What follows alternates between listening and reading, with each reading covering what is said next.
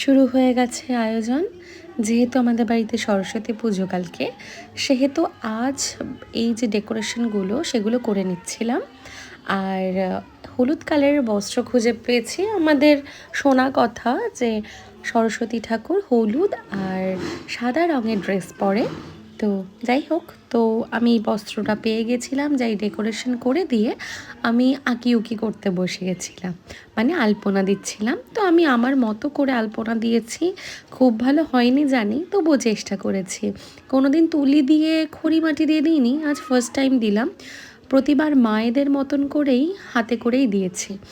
তো যাই হোক, এটা কমপ্লিট করে নেওয়ার পরে আমি আমার সরস্বতীকে বসানোর জায়গাটা সাজাবো। তো ভাবলাম তোমাদের সাথে শেয়ার করে দিই।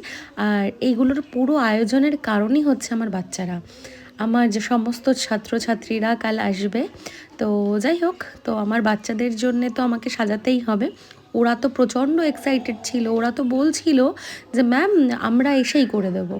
তো যাই হোক, ওরা যদি আসে আমার সাজানো তো মাথায় উঠবে, এত আনন্দ করবে যে আমি বুঝতে পারবো না ওকে সামলাবো না সরস্বতী সামলাবো।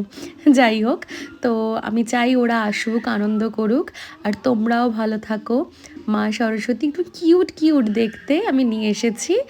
আর এই যে আমার ডেকোরেশন কমপ্লিট, আর নিচে আমার আলপনাও কমপ্লিট।